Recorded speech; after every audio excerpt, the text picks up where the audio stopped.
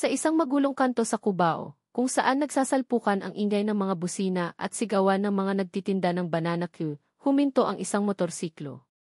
Si Ria Santos, isang grade 12 student sa isang pampublikong paaralan, ang sakay nito. Luma na ang kanyang motor, kulay asul na kumukupas na, ngunit halatang inaalagaan pa rin. Sa likurang upuan, nakasabit ang isang canvas bag na may logo ng kanilang eskwelahan. Kagagaling lang ni Ria sa kanyang review class para sa college entrance exams. Dadaan lang sana siya sa palengke para bumili ng sangkap para sa hapunan, ngunit natigilan siya nang makarinig ng isang malakas na sigaw mula sa kabilang kalsada. Hoy! Tigil! Isang pulis trapiko na malaki ang katawan at may matigas na mukha ang humarang sa isang motorcycle taxi driver. Matining at puno ng otoridad ang kanyang boses.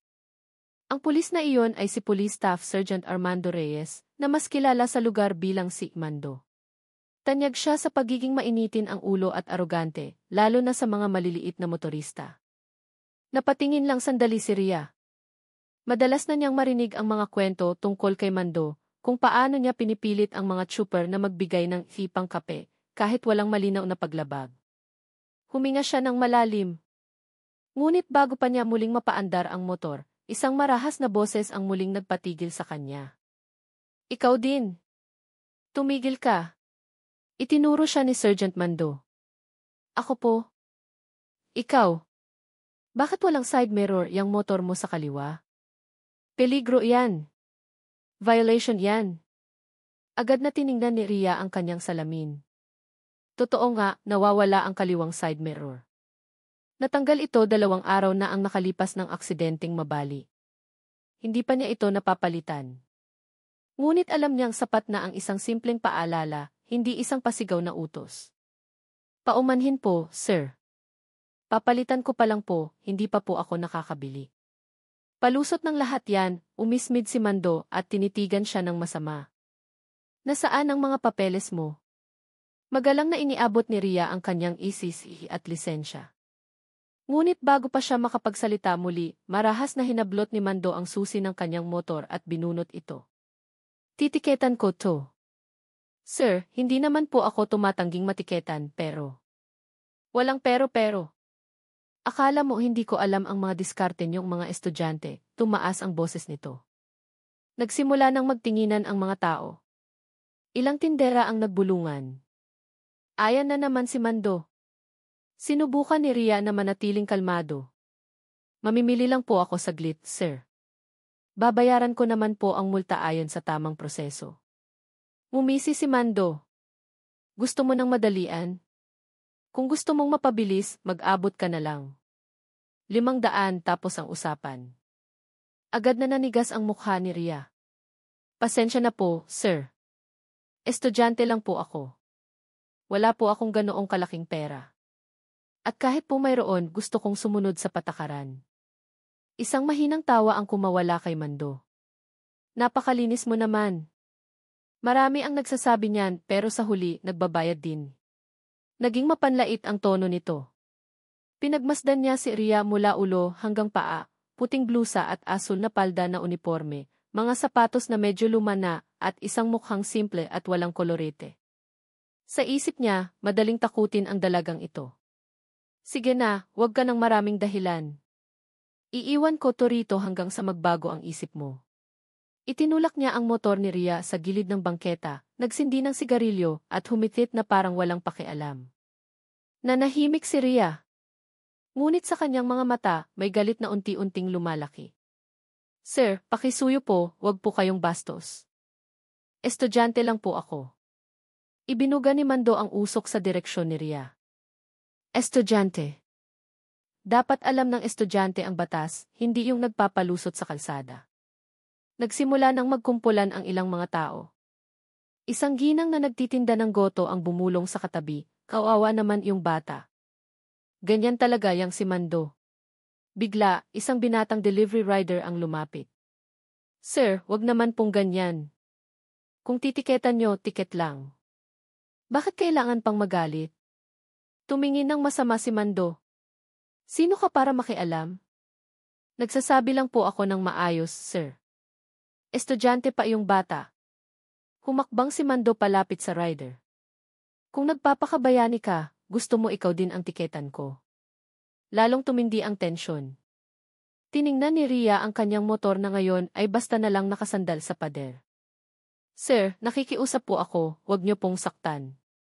Kailangan ko po yung motor para sa pag-aaral ko. Biglang tumitig ng matalim si Mando kay Ria. Bibigyan kita ng leksyon para malaman mo kung sino ang may kapangyarihan sa kalsada. Bago pa may makapigil sa kanya, itinapon ni Mando ang sigarilyong maisindi pa sa motor ni Ria. Tumama ito sa likurang upuan, kung saan may kaunting tumagas na gasolina mula sa isang maliit na bote sa compartment. Sa isang iglap, nagliyab ang apoy. Sunog! Sunog, sigaw ng mga tao. Napahiyaw si Ria at tumakbo palapit sa motor, ngunit pinigilan siya ng mga tao. Mabilis na lumaki ang apoy, nilalamon ang upuan at katawan ng lumang motor. Maitim na usok ang umakyat sa himpapawid. Nakatitig lang si Ria, namumula ang mga mata, naninigas ang mukha. Ang motor na pinag-ipunan ng kanyang ina sa loob ng 2 taon mula sa pagtitinda ng kakanin ay nagiging abo na ngayon. Samantala, si Mando ay nakatayo lang na nakapamewang. Para matuto, malamig niyang sabi. Nagsimulang magalit ang mga tao. Sobra na yan, sir. Motor ng bata, bakit niyo sinunog? Ngunit pinanlakihan sila ng mata ni Mando. Manahimik kayong lahat. Trabaho to ng pulis.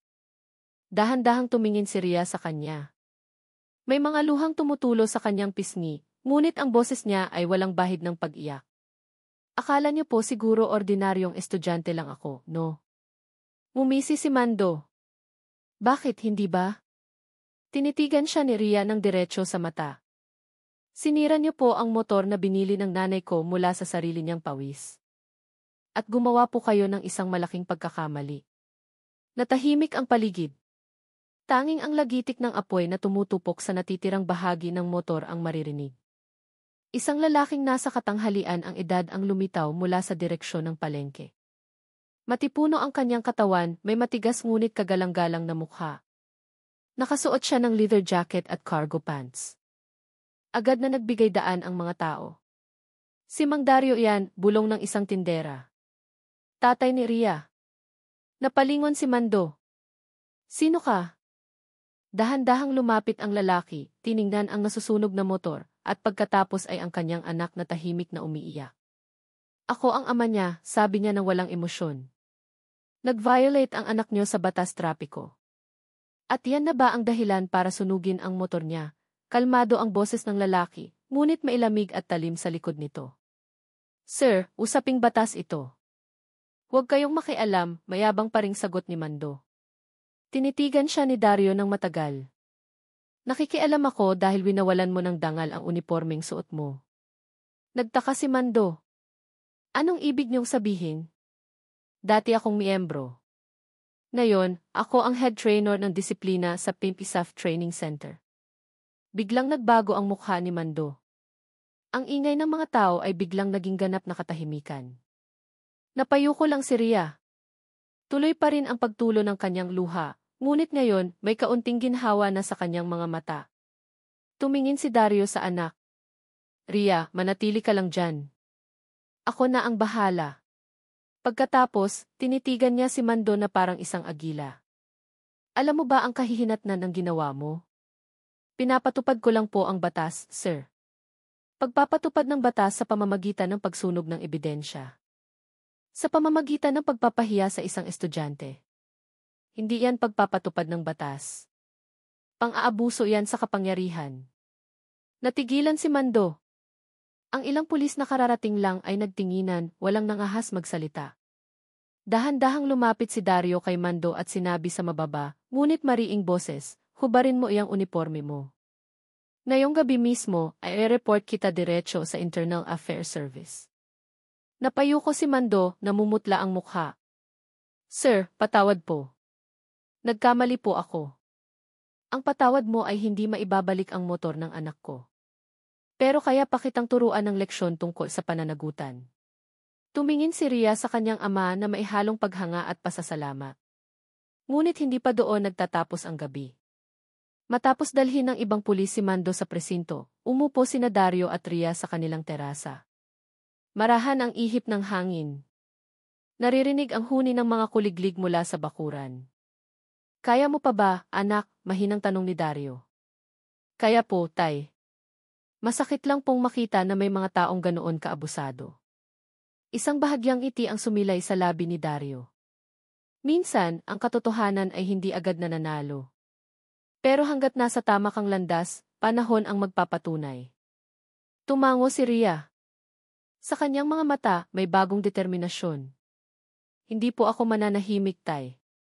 Tutulong po akong i-report siya hanggang sa hindi na niya magawa yan sa iba. At doon nagsimula ang paglalakbay ni Ria.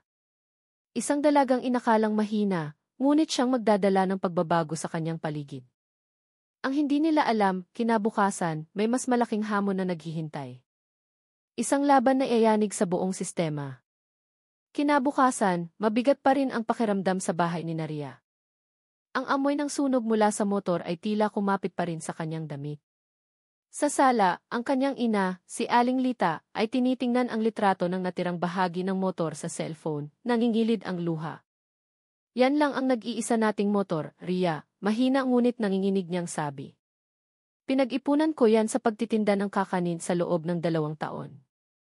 Tiningnan ni Ria ang ina na may namumulang mata. Pasensya na po, Nay. Hindi ko po naingatan. Umiling si Aling Lita at hinaplos ang buhok ng anak. Wala kang kasalanan, anak. Ang may kasalanan ay yung taong walang puso. Lumabas mula sa kwarto si Dario, may dalang brown envelope. Maayos ang kanyang pananamit. Kalmado ang mukha, ngunit ang kanyang mga mata ay naglalaman ng malalim na galit. Hindi tayo mananahimik, sabi niya. Nakalap ko na ang mga ebidensya at video mula sa mga nakakita kahapon. May 3 tao na handang tumestigo. Napatingin si Ria sa ama ng may paghanga. Talaga po, tay? At ngayong tanghali, pupunta tayo sa Camp Crame. Ngunit hindi naging madali ang kanilang paglalakbay. Habang dumadaan ang kanilang sasakyan sa lugar ng palengke, may ilang mga taong nakatingin mula sa malayo. May 2 lalaking nakasuot ng civilian, naka-helmet, at sakay ng motor na patuloy na sumusunod. Nakita ito ni Dario sa rearview mirror. Alam niya ang istilong iyon. May mga inutusan, Ria. Huwag kang lilingon. Maging kalmado ka lang. Tumango lang si Ria, ngunit ramdam niya ang tensyon sa paligid. Pagdating sa Camp Crame, sa opisina ng Internal Affairs Service, formal at seryoso ang kapaligiran. Nakilala ng officer on duty si Dario. Magandang tanghali po, Sir Dario. May report po kayo? Tungkol kay Police Staff Sergeant Armando Reyes ng Police Station 6. Pang-aabuso sa kapangyarihan. Tumango ang pulis at pinaupo sila. Umupo si Ria sa waiting area. Bahagyang nanginginig ang kanyang mga kamay. Kailanman ay hindi pa siya nakapasok sa isang opisina ng pulisya. Ngunit ngayon, dumating siya hindi bilang isang tahimik na biktima. Hindi nagtagal, tinawag sila sa isang interrogation room. 2 opisyal ng ICI ang seryosong nakinig sa kanila. Ibinigay ni Dario ang isang flash drive na naglalaman ng video mula sa mga residente at mga litrato ng nasunog na motor. Ito ang visual evidence, mariin niyang sabi. At ito ang 3 testigo na handang magbigay ng sinumpaang salaysay. Isa sa mga investigador, si Police Major Senon, ay tiningnan ang screen ng laptop. Tumigas ang kanyang mukha. Mabigat na paglabag ito, sir. Hindi lang ito paglabag sa Code of Ethics, kundi criminal act of property destruction. Naglakas loob si Ria na magsalita. Sir, gusto ko lang po ng katarungan. Ayaw ko pong may masaktan pang ibang tao ang mga katulad niya. Tiningnan siya ni Major Senon at bahagyang umiti. Matapang ka, iha. Kakaunti lang ang may lakas ng loob na umabot sa puntong ito. Nang gabing iyon, nagsimulang kumalat ang balita sa social media. Ang video nakuha ng isang residente na nagpapakita kay Sergeant Mando na sinusunog ang motor ng isang high school student ay naging viral sa loob lang ng ilang oras. Ang hashtag na JusticeForYa ay naging trending sa Twitter at Facebook. Bumuhos ang komento ng mga netizen. Grabe naman yan. Dapat sibakin sa serbisyo yan. Saludo ako sa tapang ng batang yan. Ngunit ang kasikatan ay nagdala rin ng panganib. Bandang 10:00 ng gabi, may humintong motor sa harap ng kanilang bahay. May naghagis ng isang maliit na bato na may nakapulupot na papel. Kinuha ito ni Dario. Nakasulat dito, tumigil ila kung gusto mong mabuhay. Huwag alin ang gumawa ng gulo. Agad na natakot si Aling Lita. Tay, delikado na to. Huminahon ka, sagot ni Dario. Nakiusap na ako sa isang dating kasamahan sa este na magpatrolya ngayong gabi. Tahimik lang si Ria. Alam niyang nagbago na ang buhay niya mula ng araw na iyon. Ngunit ang takot ay unti-unting napalitan ng determinasyon. Kung akala nila atras ako, nagkakamali sila, bulong niya sa sarili. 2 araw ang lumipas, isinagawa ang internal ethics hearing. Dumating si Mando na nakauniporme, nakayuko ang mukha. Wala na ang dating kayabangan. Sa hearing room, nakaupo si Ria at Dario sa upuan ng mga testigo. Ang pinuno ng hearing, isang mataas na opisyal, ay binuksan ang kaso. Police Staff Sergeant Armando Reyes, base sa video evidence at testimonya ng mga saksi, napatunayan kang nagkasala ng pang-aabuso sa kapangyarihan, pananakot sa sibilyan at pagsira ng ari-arian. Mayroon ka bang nais sabihin para ipagtanggol ang sarili mo? Tumayo si Mando. Mahina at paos ang boses. Nagkamali po ako, sir. Humihingi po ako ng pagkakataong magbago. Tinitigan siya ni Ria ng matagal. Sa kanyang mga mata, wala nang galit kundi pagkadismaya. Alam niyo po ba, sabi niya nang bigyan ng pagkakataong magsalita, ang motor na iyon ay hindi lang sasakyan. Iyon po ang pinaghirapan ng nanay ko. Noong sinunog niyo iyon, hindi lang po material na bagay ang nawala, kundi pati na rin ang dignidad namin. Natahimik ang buong silid. Tanging ang ugong ng electric fan ang maririnig. Sa huli, ipinukpok ng pinuno ng hearing ang kanyang gavel. Ang kapulungan ay nagpasya na si Police Staff Sergeant Armando Reyes ay tanggalin sa serbisyo ng walang karangalan at haharap sa kasong kriminal ayon sa batas. Ang ilang mamamahayag na naroon ay mabilis na nagsulat. Napayuko si Mando, may luhang pumatak mula sa kanyang mata. Ngunit para kay Ria, hindi iyon tagumpay, iyon ay katarungan. Ilang araw ang nakalipas, bumalik si Ria sa eskwelahan. Iba na ang pakiramdam. Tinitingnan siya ng mga kaklase ng may respeto at paghanga. Ria, napanood kita sa balita. Grabe, ang galing mo. Ang tapang mong labanan yung pulis. Ngumiti lang si Ria. Hindi ko naman ginustong maging viral. Ayaw ko lang na laging inaapi ang mga maliliit. Sa kantin, nilapitan siya ng kanilang guidance counselor. Ria, gusto kang makausap ng Schools Division Superintendent mamayang hapon. May maganda raw siyang balita. Nang hapon na iyon, pumunta si Ria kasama ang kanyang ama sa opisina ng DEP. Doon, sinalubong sila ng superintendent. Ria, dahil sa iyong katapangan at sa paninindigan ng iyong mga magulang para sa katotohanan, nais naming mag-alok sa iyo ng scholarship hanggang kolehiyo. Naniniwala kami na ang mga batang tulad mo ay karapat-dapat bigyan ng mas malaking oportunidad. Natigilan si Ria, nangingilid ang luha. Maraming salamat po. Pangako po, mag-aaral akong mabuti. Tiningnan ni Dario ang anak ng may pagmamalaki. Tingnan mo, anak. Minsan, mula sa malaking sugat, isinisilang ang isang bagong lakas. Ngunit may isang pangyayari na nagbigay ng mas malalim na kahulugan sa lahat. Isang linggo matapos ang hearing, dumating si Mando sa bahay ni Ria.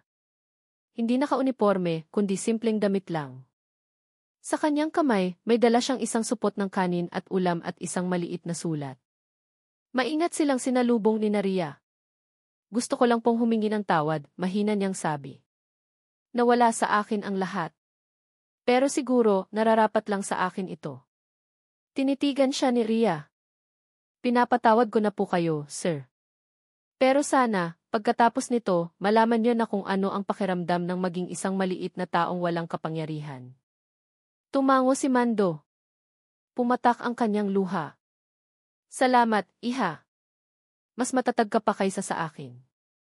Matapos umalis ang lalaki, tiningnan ni Ria ang langit. Ang paglubog ng araw ay may malambot na kulay kahel na tila isinasara ang isang kabanata ng buhay ng may kapayapaan. Huminga siya ng malalim. Tay, iniisip ko po, siguro binigay talaga ng Diyos ang pagsubok na ito para makita natin kung sino talaga ang malakas. Ngumiti si Dario at tinapik ang balikat niya. Ang pagiging malakas ay hindi dahil matapang kang lumaban, kundi dahil nananatili kang mahinahon kahit nasasaktan. Ilang buwan ang lumipas, natanggap si Rhea sa University of the Philippines sa isang full scholarship. Kumuha siya ng kursong abogasya dahil nais niyang balang araw ay ipagtanggol ang mga walang boses. Sa kanyang scholarship interview, tinanong siya ng isang propesor, "Bakit mo pinili ang batas, Rhea?" Kalmado siyang ngumiti.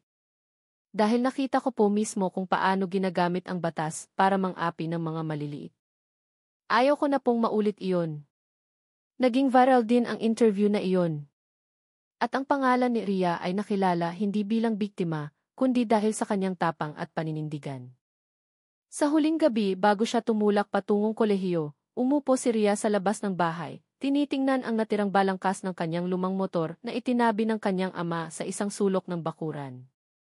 Tinitigan niya ito at mumiti. "Dati, umiyak ako dahil sinunog ang motor na to. Ngayon, nagpapasalamat ako dahil dito nagsimula ang lahat." Marahan ang ihip ng hangin, dala ang amoy ng basang lupa at kapayapaan. Narinig niya ang boses ni Dario mula sa loob ng bahay. "Rhea, kain na.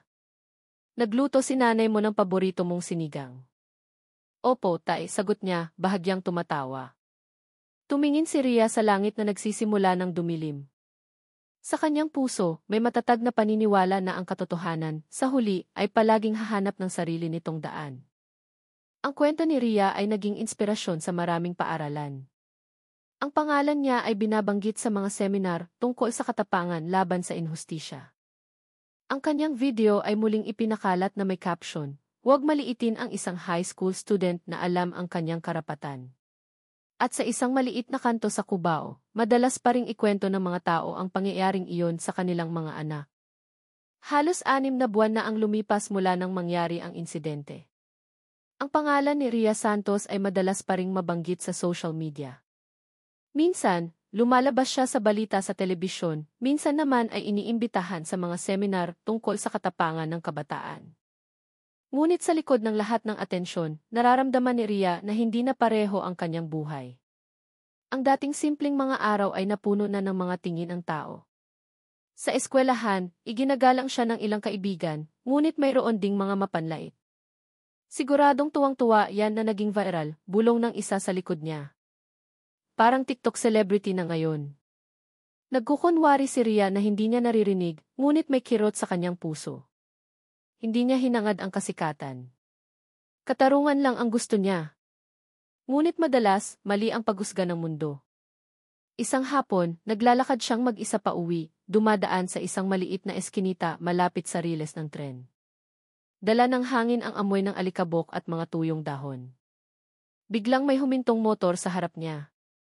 2 lalaking nakaitim na jacket ang bumaba. Nakatakip ng maskara ang kanilang mga mukha. "Ikaw si Rhea, di ba?" "Opo." "Bakit po?" Walang maraming salita, marahas na hinila ng isa ang kanyang bag.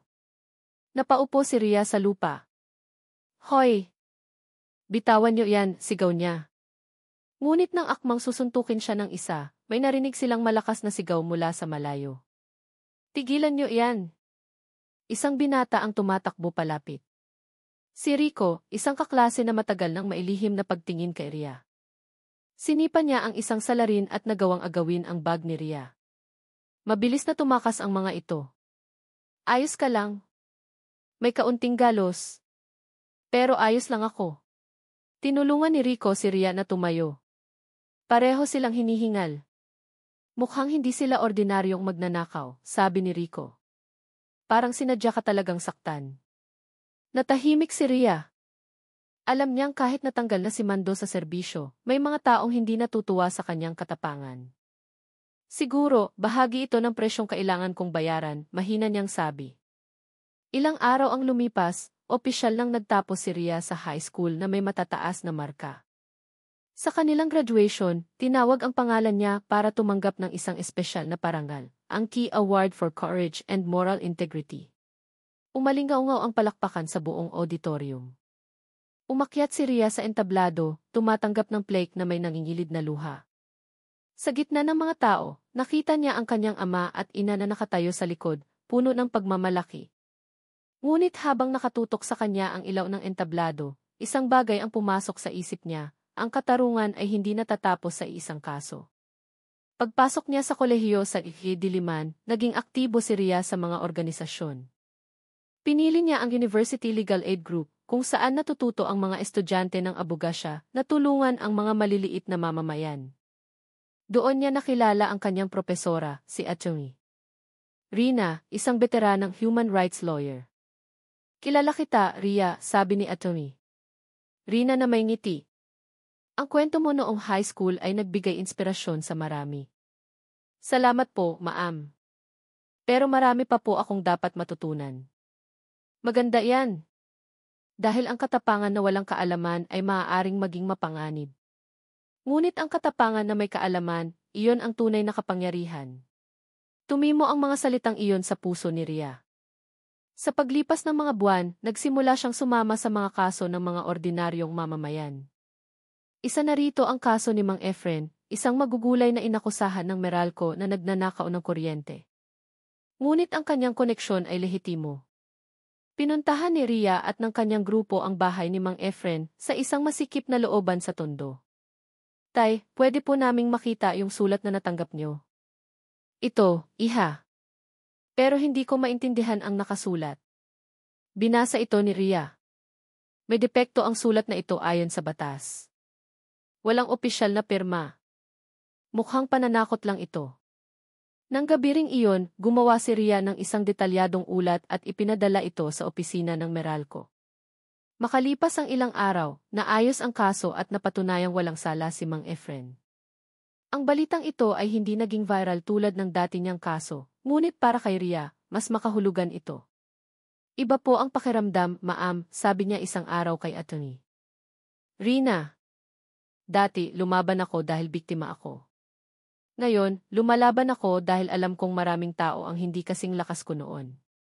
"At yan," sabi ni Atty. Rina, "ang patunay na lumalaki ka bilang isang tunay na mandirigma para sa katarungan.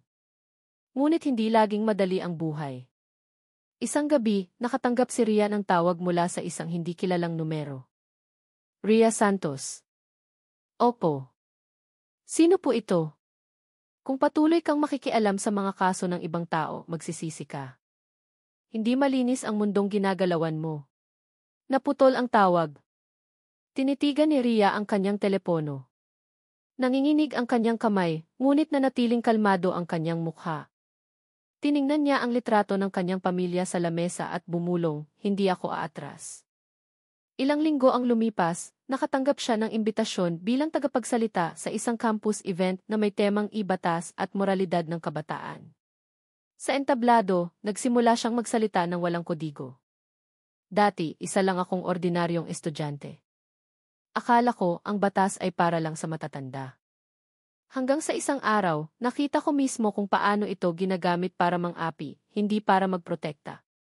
Ngunit doon ko natutunan, ang batas ay kasing lakas lang ng mga taong handang ipatupad ito ng may malinis na puso. Kung hindi tayo ang lalaban sa inhustisya, sino pa?" Natahimik ang buong silid. Maraming estudyante ang napaluha. Pagkatapos ng akara, ilang media outlet ang nagbalita tungkol sa kanyang talumpati. Muli siyang naging viral, ngunit sa ibang konteksto na, hindi bilang biktima, kundi bilang isang boses ng pagbabago. Isang gabi sa campus, pagkatapos ng pulong ng kanilang organisasyon, nilapitan siya ni Rico. "Rhea, kahanga-hanga ka na ngayon," sabi nito. "Pero nag-aalala rin ako para sa'yo. Magulo ang mundo ng batas." Bahagyang tumawa si Rhea. "Alam ko. Pero hindi ako nag-iisa. May mga tao akong kasama na naniniwala sa katotohanan." "Kasama na ako doon," mahinang sabi ni Rico. Nagkatinginan sila at sa katahimikang iyon, may nabuong init sa pagitan nila. Mula noon, madalas nang sinasamahan ni Rico si Rhea sa mga social at legal advocacy work. Unti-unting lumalim ang kanilang relasyon, hindi lang dahil sa nararamdaman, kundi dahil sa iisang ipinaglalaban. Isang taon ang lumipas, mas nakilala si Rhea sa larangan ng batas. Nagsimula siyang magsulat ng mga artikulo sa isang pambansang pahayagan tungkol sa etika ng mga alagad ng batas at katarungang panlipunan. Ang pinakasikat niyang artikulo ay may pamagat na, ang katarungan ay hindi nangangailangan ng uniforme, kundi ng tapang. Libo-libo ang nag-share nito at nabasa maging ng mga matataas na opisyal ng pulisya. Hindi nagtagal, nakatanggap siya ng isang sulat mula sa Philippine National Police Headquarters sa Camp Crame. Inaanyayahan namin si Gide Rhea Santos bilang panauhing tagapagsalita sa aming National Police Ethics Training. Natigilan si Rhea. Tay, sabi niya sa ama, iniimbitahan ako sa Camp Crame. Tinitigan siya ni Dario at mumiti. Tingnan mo, anak. Dati, nilalabanan mo ang inhustisya sa kalsada. Ngayon, ikaw na ang magtuturo sa kanila tungkol sa katarungan. Dumating ang araw ng training. Tumayo si Rhea sa harap ng daan-daang mga batang kadete. Ang ilan ay nag-aalangan ng malaman kung sino ang nasa harap nila, ang dalagang naging biktima noon ng isang pulis. Ngunit nagsalita si Rhea ng may kahinahunan. Hindi ako pumarito para manisi. Pumarito ako para magpaalala. Isinusuot ninyo ang unipormeng iyan hindi para katakutan ng taong bayan, kundi para protektahan sila. Dahil ang bawat maliit na kilos ninyo ay maaaring magbago ng buhay ng isang tao, tulad ng nangyari sa akin. Natahimik ang silid.